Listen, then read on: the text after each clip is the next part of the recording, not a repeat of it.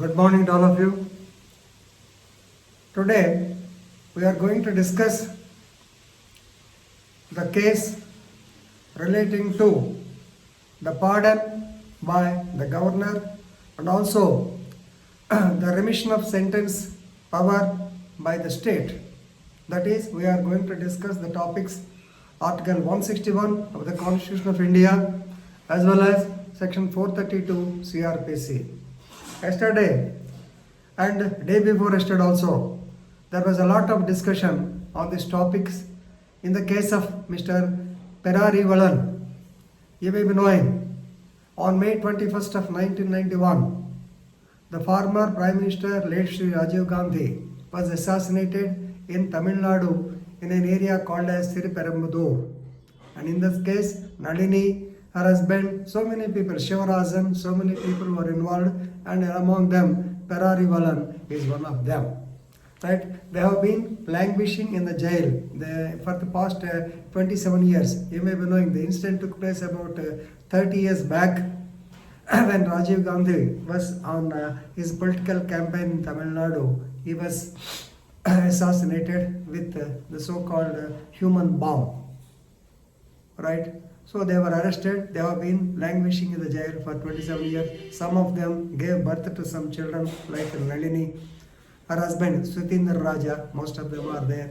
It has become a political issue. Sometimes the government wanted to remit their sentence under Section 432 CRPC. Sometimes Supreme Court did not agree. Anyway, the present case is founded on the mercy petition of Mr. Perari Valan, who says that the petition has been pending with the governor for the past so many years. There was abnormal delay.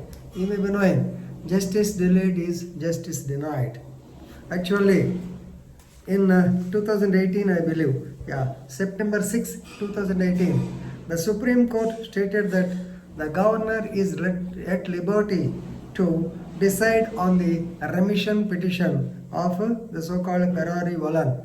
He was one of the 7 convicts who was languishing in jail. Right? Along with him, Robert Payas, Jay Kumar, Nalini, so many persons are there.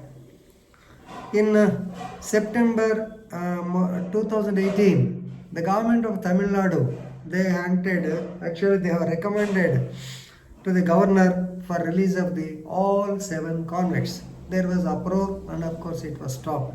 Now once again, the matter came on January 20th in the Supreme Court. Supreme Court orally observed that the case of Perari Valan is extraordinary because the governor has delayed its decision on the state government's recommendation for so many years. It has been lying on the table of the governor for so many years regarding the release. So it is the governor who has to take a decision. Therefore, the matter is posted for the next day, that is January 21st, that is yesterday. Yesterday, our Solicitor General, Sri Tushar Mehta, stated that now the petition is with the governor of Tamil Nadu, Mr. Banwarilal Purohit, and he will take a decision within 4 or 5 days within 4 or 5 days. So anyway, the bench of Justices Lav Nageshwara and 2 others, they were convinced with the opinion or with the statement of our Solicitor General. However, they have posted the matter after 4 weeks.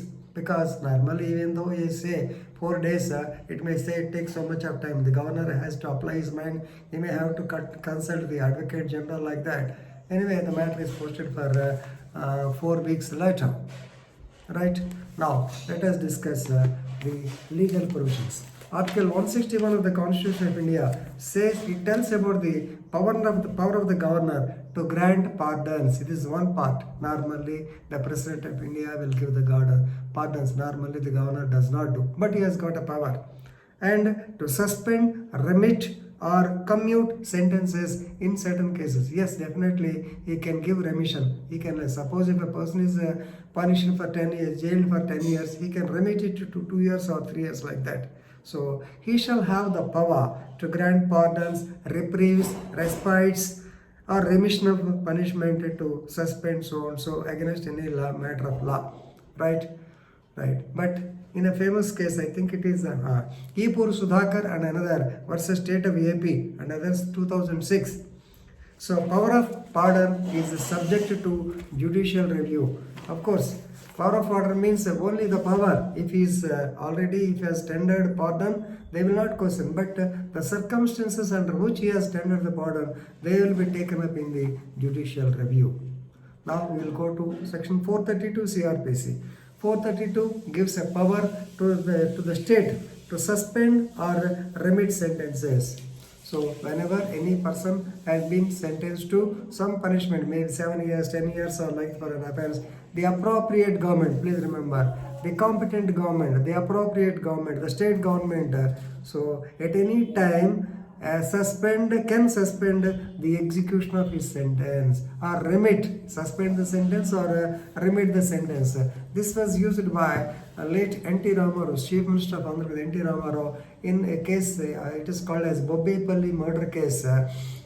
He has granted remission to the accused. Of course, after coming out, there was a lot of commotion. They have involved in another case. Of course, that is a separate thing. But anyway, so the government has got the power to. So basing on that,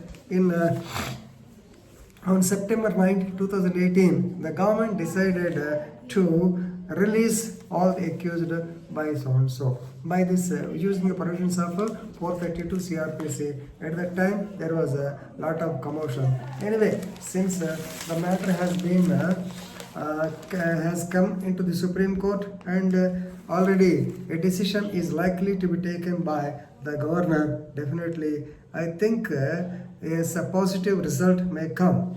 Whatever it is, the center rejection and now the governor, the constitutional power of pardon, normally it lies with the president, normally not the governor. Normally government will not touch it. Whatever it is, he has to give a decision, then only it can be decided. So please remember Article 161 of the Constitution of India as well as Section 432 CRPC. So please go through the sections and definitely it will be helpful to develop your legal knowledge. Thank you very much.